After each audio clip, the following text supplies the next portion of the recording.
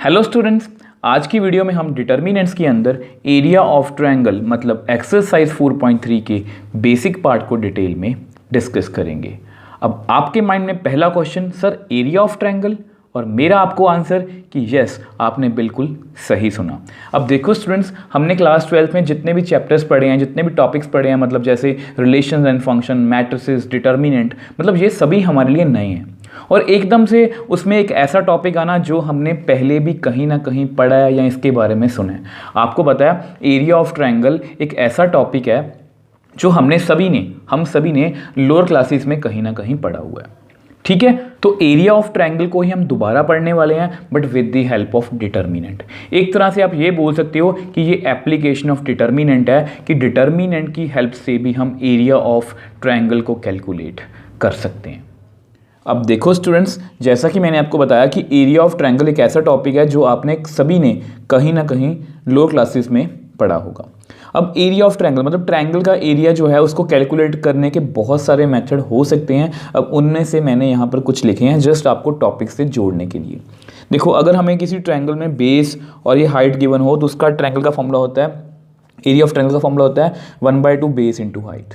ठीक है, अब अगर किसी ट्रायंगल में हमें मतलब कि तीनों साइड्स गिवन हो, जैसे ये लेंथ ए है, ये लेंथ बी है, ये लेंथ सी है, इसकी लेंथ गिवन है, तो हम हेरन्स फॉर्मूला का यूज़ करके s minus a, s minus b, s minus c under root where s is semi perimeter. Semi perimeter का मतलब आपको पता ही है कि देखो, पेरीमीटर का मतलब होता है तीनों साइड्स को ऐड कर दो डिवाइड बाई 2। ये आपका क्या है, सेमी पेरीमीटर। ये जस्ट आपको अपनी नॉलेज के लिए बता रहा हूँ कि हम इस तरह से भी एरिया ऑफ ट्रायंगल को कैलकुलेट कर सकते हैं। अब सिमिलरली हमने अगर देखो यहाँ पर हमें बेस और हाइट गिवन थे, यहाँ पर हमें तीनों साइड्स गिवन थी। अब यहाँ पर तीनों साइड्स गिवन ना होके हमें 3 वर्टिसेस गिवन है, x1 y1, x2 y2, x3 y3, तो भी हम एरिया ऑफ ट्रायंगल फाइंड कर सकते हैं 1/2 x1 y2 minus y3 plus x2 y3 minus y1 plus x3 y1 minus y2। तो इस फॉर्मूले से हम एरिया ऑफ ट्रायंगल को कैलकुलेट कर सकते हैं।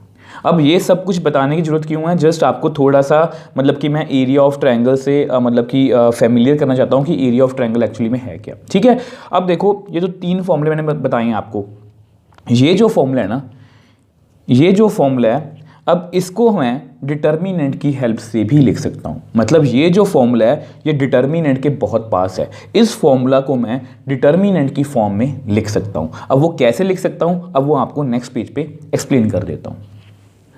अब देखो, जैसा कि मैंने आपको बताया कि एरिया ऑफ ट्रायंगल के इस फॉर्मूला को मैं डिटर्मिनेंट की हेल्प से भी लिख सकता हूँ। अब देखो इसको कैसे लिखेंगे, तो यहाँ पर मैं लिख देता हूँ एरिया ऑफ ट्रायंगल।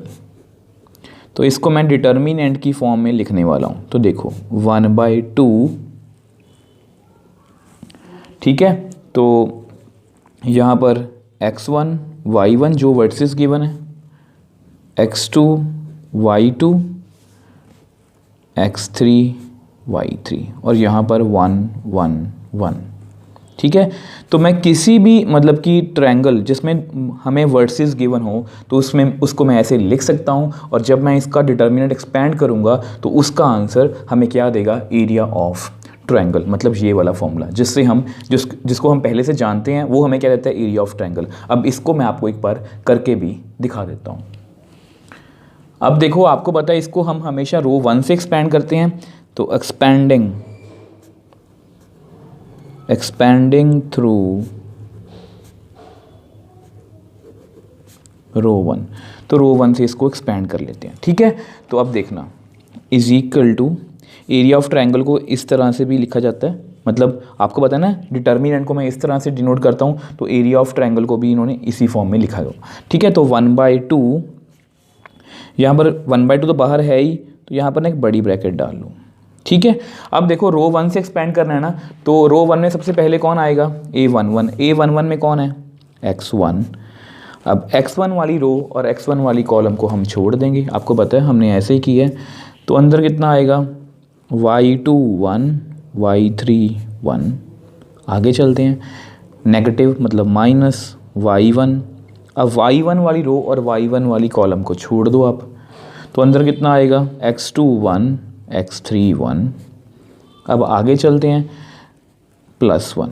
ठीक है, अब 1 वाली रो और 1 वाली कॉलम को आप छोड़ दो, तो हमारे पास कितना आएगा, x2 y2 x3 y3। ठीक है, तो देख लो हमने डिटर्मिनेंट को मतलब कि ब्रेक कर लिया 3 पार्ट्स में। ठीक है, अब इसको मतलब कि एक्सपेंड कर देते हैं, वो हमारे लिए बहुत ईजी है। तो 1/2 फिर से ब्रैकेट डाल लो, यहाँ पर x1। आपको पता हम कैसे करते हैं, लेफ़्ट फ्रॉम दी टॉप। तो कितना आएगा y2 इंटू 1 y2 माइनस जो बाकी रह गया, बाकी कितना रह गया y3 इंटू 1 मतलब y3 माइनस y1। आगे चलते हैं, लेफ़्ट फ्रॉम दी टॉप कितना आएगा x2 माइनस जो बाकी रह गया, बाकी कितना रह गया x3 इंटू 1 x3। ये भी हो गया +1। अब आगे चलते हैं, फिर से लेफ़्ट फ्रॉम दी टॉप। अब लेफ़्ट फ्रॉम दी टॉप कितना है x2 y3 माइनस जो बाकी रह गया, बाकी कितना रह गया x3 y2। ठीक है, तो हमारे पास इतना आ गया। अब ऐसा करते हैं, इसको नेक्स्ट पेज पे आपको एक्सप्लेन कर देता हूँ। अब देखो हमारी डिटर्मिनेंट की इतनी वैल्यू आ चुकी है, हम अपना आंसर यहीं पर छोड़ सकते हैं, क्योंकि अगर यहाँ पर x1 x2 या x1 x2 x3 या y1 y2 y3 की जगह पर मैथमेटिक्स में कुछ नंबर होते, हम डिटर्मिनेंट को सॉल्व करते और अल्टीमेटली हमारे पास हमारा आंसर आ जाता। बट क्योंकि मुझे आपको ये दिखाना है कि ये डिटर्मिनेंट जो है इसको मैं ऐसी फॉर्म में लिख सकता हूँ जो हमें क्या रहता है, एरिया ऑफ ट्रायंगल, मतलब मुझे आपको फॉर्मूले को प्रूव करवाना है, तो इसलिए मैं थोड़ा सा इसको सॉल्व करूँगा। ये आप अपने माइंड में रखना। देखो 1/2। अब फर्स्ट देखना, ये तो बिल्कुल मैच कर रहा है, तो इसको बिल्कुल भी छेड़छाड़ मत करना, बिल्कुल सेम है ना। अब ये आपस में मैच नहीं कर रहे इनसे इसके साथ। ठीक है, तो इसको मल्टीप्लाई कर लेते हैं, तो कितना आएगा y1 x2 plus y1 x3। Same way से 1 को मल्टीप्लाई करेंगे तो मतलब कुछ फ़र्क तो पड़ेगा नहीं, सेम ही आ जाएगा। ठीक है, अब आगे सॉल्व करते हैं। 1/2 x1 y2 माइनस y3।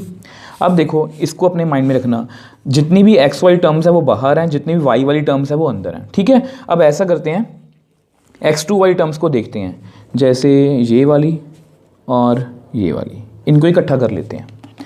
तो अगर आप यहाँ पर इकट्ठा करोगे इसको, तो minus y1 x2 plus x2 y3, इनको मैंने इकट्ठा कर लिया। अब जो बाकी टर्म्स रहेगी वो कौन कौन सी रहेगी, ये वाली दोनों, ये x3 वाली हैं, तो इनको भी इकट्ठा कर लेते हैं। ये जस्ट मैं आपको एक्सप्लेन करने के लिए इतने स्टेप्स कर रहा हूँ, और आपको ये भी बताना है कि एक्चुअल में हम डिटर्मिनेंट को सच में उस फॉर्म में लिख सकते हैं। ठीक है, कहने और प्रूव करने में फ़र्क होता है, तो मैं आपको प्रूव करके दिखा रहा हूँ। तो ये कर लिया। अब यहाँ से ना आप x2 को कॉमन ले लो, तो अंदर कितना आएगा y3। अब यहाँ से x2 बाहर, तो अंदर कितना आ गया y1। यहाँ से भी आप x3 को कॉमन ले लो, कितना रह गया y1 बाहर, तो कितना रह गया y2। ठीक है, अब आप मैच करो, x1 y2 minus y3, x2 y3 minus y1 plus x3 y1 minus y2। मतलब इस फॉर्मूले को मैं डिटर्मिनेंट की फॉर्म में लिख सकता हूँ। मैंने आपको लिख के भी दिखाया और आपको मैंने प्रूव भी करवा दिया। तो देयरफॉर एरिया ऑफ ट्रायंगल का एक न्यू फॉर्मूला, जिसको हम क्या बोलेंगे, with the help of determinant.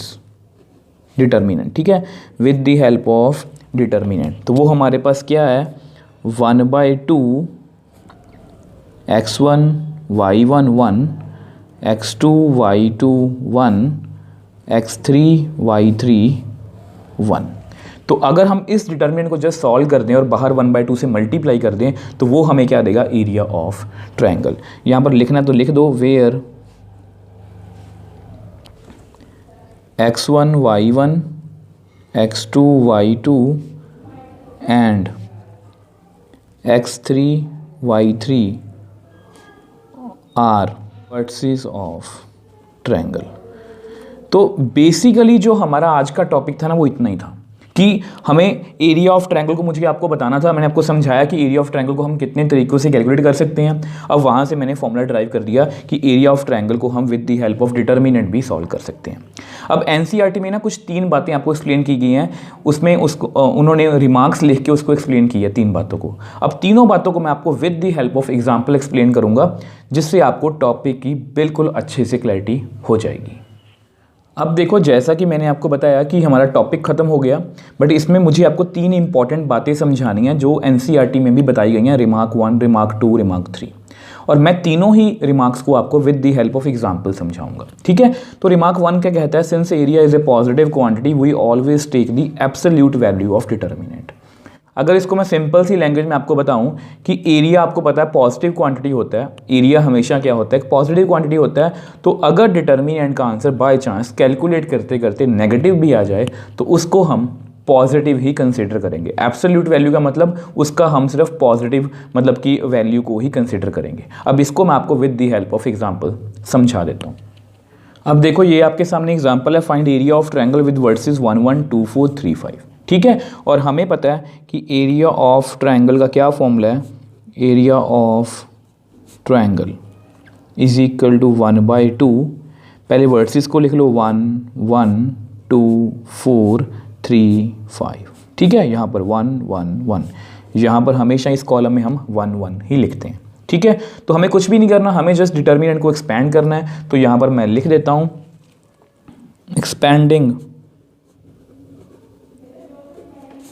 Expanding through रो 1। तो इसको हम रो 1 से एक्सपैंड कर देते हैं। तो देखो हमारे पास कितनी वैल्यू आएगी, 1/2 को ऐसे लिख लो, ब्रैकेट डाल लो। अब कहाँ से स्टार्ट करेंगे आपको पता है, A11 से। A11 कितना है, 1। अंदर कौन है, देखो अंदर कौन है हमारे पास, 1 वाली रो और 1 वाली कॉलम को छोड़ दो। तो 4 1 5 1, आगे चलते हैं, आगे नेगेटिव मतलब -1। तो 1 वाली रो और 1 वाली कॉलम को आप छोड़ दो, तो अंदर कितना रह गया, 2 3 1 1। नेक्स्ट कौन है, +1। अब यहाँ पर देखो 1 वाली रो और 1 वाली कॉलम को छोड़ दो आप, तो कितना बच गया, 2 4 3 5, ठीक है। तो इसको हमने बड़ी ही ईजिली मतलब कि ब्रेक कर लिया, ये हमारे लिए बहुत ईजी है। अब जस्ट इसको जल्दी जल्दी से सॉल्व कर लेते हैं क्योंकि मैथमेटिक्स में कुछ नंबर हैं, ठीक है। तो आपको बताया left from the top, left from the top, left from the top, और बाद में जो बाकी रह गया माइनस, जो बाकी रह गया माइनस, जो बाकी रह गया, ठीक है। रेड में करते हैं, 4 × 1 4 माइनस, 5 × 1 5 -1, ठीक है। 2 × 1 2 माइनस, जो बाकी रहेगा 3 × 1 3 +1, left from the top 2 × 5 10 minus, जो बाकी रहेगा 3 4 12। तो कितना आंसर आ गया, 1/2 1, यहाँ पर कितना आएगा -1, यहाँ पर कितना आएगा -1, यहाँ पर कितना आएगा -2, ठीक है। तो 1/2 -1 +1 -2। तो आपके पास आपका जो आंसर है देखो कितना आ गया, ये कट हो गया ना, -1 +1 कितना आ गया, -2/2। ये भी कट हो गए, तो कितना आएगा आपके पास, -1, ठीक है। कितना आंसर आया आपके पास, -1। बट क्योंकि एरिया एक पॉजिटिव क्वांटिटी है and we always take the absolute value of determinant, therefore area of triangle हम कितना लिखेंगे, -1 की एब्सोल्यूट वैल्यू कितनी होगी, +1। तो यही मुझे बात आपको समझानी थी कि एरिया ऑफ ट्रायंगल अगर नेगेटिव भी आ जाए तो हम खुद से उसको क्या कर लेंगे, पॉजिटिव। तो ये रिमार्क 1 कहता है और मैंने आपको with the help of example समझा दिया। अब नेक्स्ट हम बात करेंगे रिमार्क नंबर 2 की। If area is given use both positive and negative values of determinant for calculation. तो ये जो रिमार्क है ना, ये एक्चुअल में आपको पढ़ के एक बार रीड करके समझ में नहीं आएगा। और अगर इसको मैं सिंपल सी लैंग्वेज में आपको बताऊं कि ये रिमार्क 1 का ना रिवर्स है। देखो रिमार्क 1 में क्या था कि अगर हमें मतलब कि वर्सेस गिवन हो और एरिया कैलकुलेट करना हो तो एरिया की हम सिर्फ पॉजिटिव वैल्यू मतलब एब्सोल्यूट वैल्यू ही रखेंगे।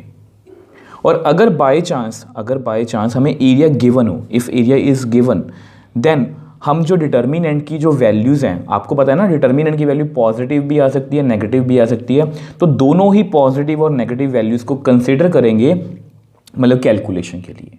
अभी आपको मेरी बात समझ में नहीं आएगी, मैं आपको अभी अपनी बात with the help of example से समझाने की कोशिश करूँगा। अब देखो ये वो एग्जांपल है जिसकी हेल्प से मैं आपको ये वाला पॉइंट या रिमार्क आपको अच्छे से एक्सप्लेन करूंगा। फाइंड वैल्यू ऑफ के if area of triangle formed by the points -3, 6, -4, 4 k, -2 is 12 square units. अब यहाँ पर हमें एरिया पहले से गिवन है कितना, 12, और हमें एक्चुअल में वर्सेस की वैल्यू फाइंड करनी है। ये हमें गिवन है, ये भी हमें पता है, इस वर्टेक्स में से मुझे के की वैल्यू को फाइंड करना है। अब आपको थोड़ा सा बताने की कोशिश करता हूँ। एरिया नेगेटिव नहीं हो सकता, आपको पता है, हमने रिमार्क 1 में पढ़ लिया, बट ये जो वर्टिसेस हैं ये तो पॉजिटिव और नेगेटिव दोनों हो सकती हैं, तो इसलिए हम एरिया की दोनों ही वैल्यूज़ को कैलकुलेशन के लिए कंसिडर करेंगे, क्योंकि हो सकता है कि डिटर्मिनेंट का आंसर -12 हो सकता है कि डिटर्मिनेंट का आंसर 12 हो, तो इसलिए हम दोनों ही वैल्यूज़ को कंसिडर करेंगे। तो यहाँ पर हम सबसे पहले देखो क्वेश्चन को कैसे सॉल्व करेंगे। तो एरिया ऑफ ट्रायंगल, आपको पता है एरिया ऑफ ट्रायंगल का क्या फॉर्मूला है, 1/2 वर्टिस को लिख लो -3, 6, -4, 4 k -2, यहाँ पर 1, 1, 1। इसको हम हमेशा इसी तरह से करते हैं।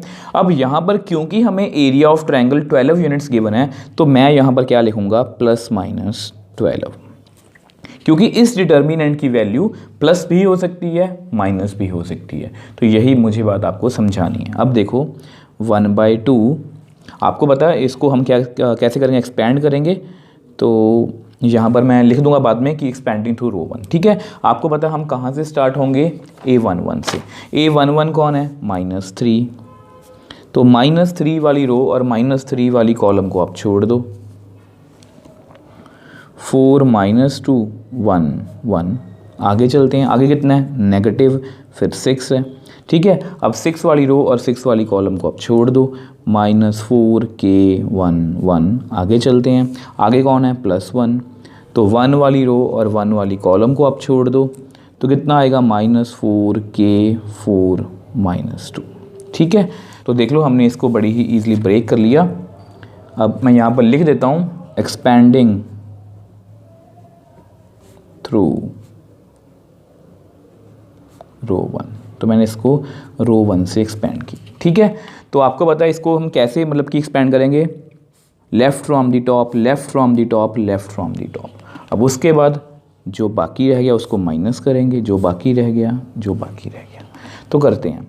तो देखना +-12 is equal to 1/2 -3, 4 × 1 4, -2 × 1 -2, -6 left from the top, -4 × 1 -4, k × 1 k, +1, आगे चलते हैं, left from the top, -4 × -2 +8, -4 k × 4 4k, ठीक है। तो इसको सॉल्व कर लेते हैं। अब ऐसा करो, इस 2 को आप उधर ले जाओ, तो कितना बन जाएगा, +-24, तो -3 -4 सॉरी +4 +2, --+2, तो इस चलो अगले स्टेप में कर लेता हूँ, ठीक है। 8 -4k, थोड़ा सा इसको और सॉल्व करते हैं। +-24 इज इक्वल टू 4 + 2 6, 6 × -3, चलो -3 × 6, इसको अंदर मल्टीप्लाई कर लो, +24, -6 को -k से करेंगे, +6k, +8 -4k, तो कितना आंसर आ गया, +-24 is equal to -18 +24, 6k -4k 2k। देखो मैंने इन दोनों को सॉल्व किया है, 6k -4k, ठीक है, +8। अब ऐसा करते हैं, इसको नेक्स्ट पेज पे आपको एक्सप्लेन करता हूँ। अब देखो इसको थोड़ा सा और सॉल्व करते हैं। +-24 इज इक्वल टू 24 -18 6 +2k +8, तो +-24 इज इक्वल टू 6 + 8 14 +2k, ठीक है। अब यहाँ से मुझे मतलब कि दो वैल्यूज़ में जाना है, तो ऐसा हो सकता है कि 2k + 14 is equal to 24 and 2k + 14 is equal to -24। तो इसको आप उधर ले जाओ, तो 24 - 14, 2k इज इक्वल टू 10, तो k कितना आ गया 10/2। तो यहाँ से मेरे पास इसको कट कर दो आप, ठीक है, तो विच एम्प्लाइज k की वैल्यू कितनी आ गई 5। ठीक है, इसको भी सॉल्व कर लो। 2k is equal to -24 -14, 2k is equal to -38, तो k कितना आ गया -38/2। अब जब इसको आप कट करोगे तो कितनी वैल्यू आएगी आपके पास -19। तो देख लो, मैंने आपको बताया था ना कि वर्टेक्स में या वर्टिसिस में पॉजिटिव और नेगेटिव वैल्यू दोनों ही हो सकती हैं। एरिया चाहे पॉजिटिव क्वांटिटी है, बट वर्टिसिस में तो पॉजिटिव और नेगेटिव वैल्यू दोनों ही हो सकती हैं। तो इसलिए जब भी एरिया गिवन हो तो आपने एरिया को कैलकुलेशन के लिए प्लस और माइनस दोनों में लिखना है। अब देखो, मैं आपको समझाना चाह रहा हूँ। देखो k की दो वैल्यूज आई ना, ये आपके पास वर्टिसिस थी। अब k यहाँ पर 5 भी आ सकता है, यहाँ पर -19 भी आ सकता है। मतलब अगर आप 3, -3 6 1 -4 4 1 5 -2 1 इसको कैलकुलेट करोगे, और अगर आप इसको कैलकुलेट करोगे,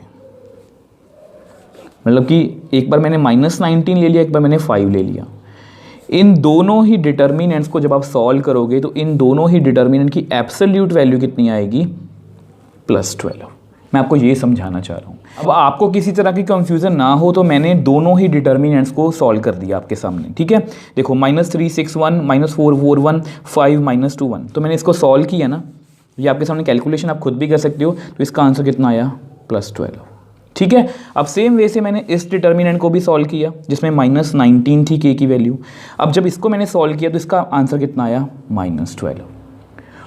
यही बात मुझे आपको समझानी है कि वर्सेस प्लस और माइनस दोनों ही हो सकती हैं, बट इन दोनों ही डिटर्मिनेंट की एब्सोल्यूट वैल्यू जो रिमार्क 1 में बोली गई है कितनी है +12। तो यही मैंने आपको समझाया। तो यानी कि यहाँ से हमने क्या सीखा कि एरिया पॉजिटिव क्वांटिटी है, ठीक है, मान लिया, बट जब भी एरिया गिवन होगा और हमें वर्सेस को कैलकुलेट करना है तो हम एरिया की वैल्यू को प्लस और माइनस नहीं लिखेंगे, हम डिटर्मिनेंट की वैल्यू को प्लस और माइनस लिखेंगे। जैसे मैंने यहाँ पर लिखा +-12, दोनों ही वैल्यू के साथ कैलकुलेट किया, दोनों ही वैल्यू को सॉल्व करते ही मेरे पास k की दो वैल्यूज आ गई।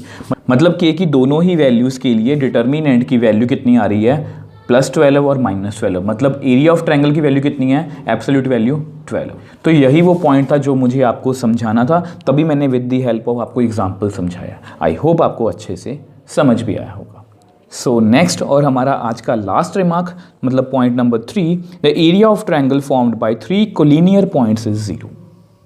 अब सबसे पहले इस रिमार्क को समझने के लिए आपको कोलिनियर पॉइंट्स के बारे में पता होना चाहिए, ठीक है। कोलिनियर पॉइंट्स क्या होते हैं, देखो कोलिनियर पॉइंट्स क्या होते हैं, अगर दो मतलब कि 3 या 3 से ज़्यादा पॉइंट्स एक ही लाइन में हों तो इन सभी को हम क्या बोलेंगे, कोलिनियर पॉइंट्स।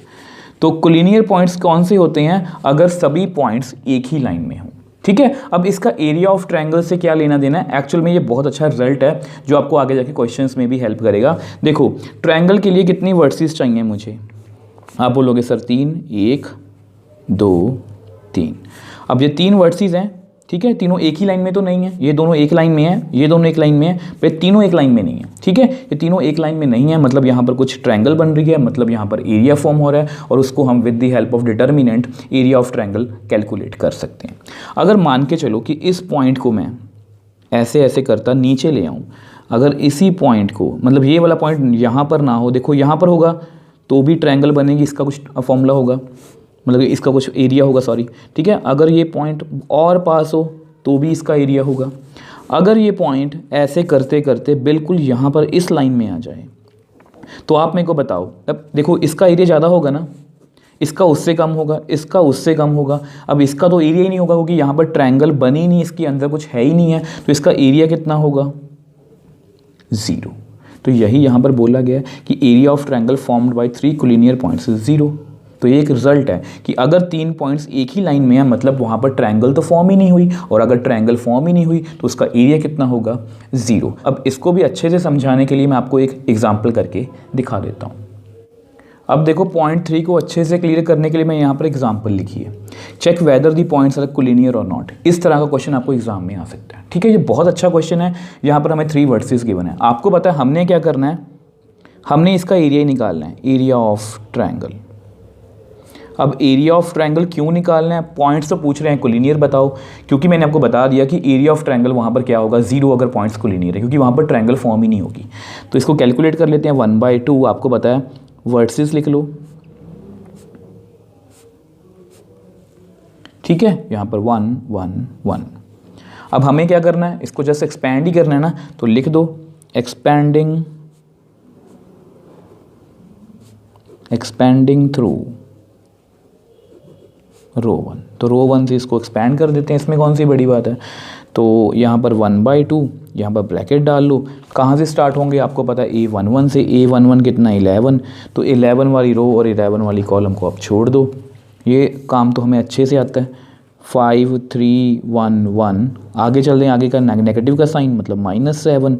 तो 7 वाली रो और 7 वाली कॉलम को छोड़ दो, तो 5 -1 1 1। ठीक है ना, तो आगे चलते हैं, आगे कौन है, +1। ठीक है, अब 1 वाली रो और 1 वाली कॉलम को छोड़ दो, तो कितना रह गया, 5 5 -1 3। ठीक है, तो ऐसा करते हैं, अब इसको हमने ब्रेक तो कर ही लिया, एक्सपैंड भी कर लेते हैं। और इसका आंसर कितना आना चाहिए, 0 अगर ये पॉइंट्स कोलिनियर हैं तो। Left from the top, left from the top. अब उसके बाद हम क्या करते हैं, जो बाकी बच गया उसको माइनस, जो बाकी बच गया उसको माइनस, जो बाकी बच गया उसको माइनस। ठीक है, तो 1/2 11, 5 × 1 5 -3 × 1 3 -7। आगे चलो, 5 × 1 5 -1 × 1 -1। बस आपने प्लस माइनस में मिस्टेक नहीं करनी, नहीं तो आपका पूरा क्वेश्चन रॉन्ग हो जाएगा। लेफ्ट फ्रॉम द टॉप, 5 3 15 -1 को 5 से करेंगे तो -5। ठीक है, तो इसको थोड़ा सा और सॉल्व करते हैं। 1/2 11, 5 -3 2, यहाँ पर कितना आएगा, ये कितना बन जाएगा, चलो 5 + 1 -+1, यहाँ पर कितना बन जाएगा 15 + 5। तो आगे चलते हैं, 1/2 11 2 22, -7 को 6 से करोगे तो -42, ये 5 + 1 6 बनेगा ना, 15 + 5 20। तो कितना आ गया, 1/2 22 + 20 कितना आएगा, 42 - 42। तो कितना आ गया, 0/2। तो कितना आ गया, 0। और अगर एरिया ऑफ ट्रायंगल 0 है, अगर एरिया ऑफ ट्रायंगल 0 है तो मैं यहाँ पर क्या लिखूँगा, since area of triangle is 0 therefore these 3 points are collinear। तो इस तरह के क्वेश्चंस आपको पूछे जा सकते हैं। मैंने आपको समझा ही दिया कि ट्रायंगल को फॉर्म करने के लिए 3 पॉइंट्स चाहिए। ठीक है, इसका एरिया होगा, इसके अंदर कुछ है ना, एरिया है, इसके अंदर एरिया है ना, इसके अंदर एरिया है ना। अब ये जो पॉइंट है, ये अगर यहाँ पर आ जाए तो इसके अंदर कुछ एरिया है ही नहीं है, मतलब ये एक ही लाइन पे है, मतलब यहाँ पर एरिया कितना होगा, 0। तो यही इस पॉइंट में बताने की कोशिश की गई है। अब देखो स्टूडेंट्स, ये एक्सरसाइज 4.3 का सारा बेसिक था। अब इसमें भी ये बेसिक बहुत ईजी है। अब इसमें मैंने आपको कहीं से भी ऐसा नहीं, मैंने सोचा कि ये इजी टॉपिक है बस जल्दी जल्दी से बता देता हूँ। मैंने आपको पूरी अच्छी तरह से एक्सप्लेन किया है ताकि आप किसी भी तरह का MCQ वगैरह या कुछ भी इसमें से बेसिक क्वेश्चन भी आ जाए तो उसको आप मिस ना करो। इसमें मेन सबसे पहले हमने क्या सीखा कि एरिया ऑफ ट्रायंगल मतलब डिटर्मिनेंट की हम हेल्प से एरिया ऑफ ट्रायंगल को कैलकुलेट कर सकते हैं। फिर हमने 3 पॉइंट्स सीखे कि एरिया ऑफ की वैल्यू हम हमेशा एब्सोल्यूट लेंगे।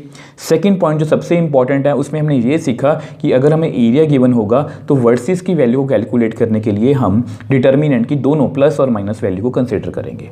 तीसरा, ये भी बहुत अच्छा पॉइंट है कि अगर एरिया ऑफ ट्रायंगल 0 होगा तो पॉइंट्स क्या होंगे, कोलिनियर। अब मैंने अपनी तरफ से पूरे एफर्ट लगाए हैं कि इस टॉपिक को मैं आपको इजी से इजी वे में समझा पाऊँ। टॉपिक भी बहुत इजी है और मैंने भी अपनी तरफ से पूरे एफर्ट लगाए हैं कि मैं आपको अच्छे से बता पाऊँ। आई होप आपको अच्छे से समझ भी आया होगा।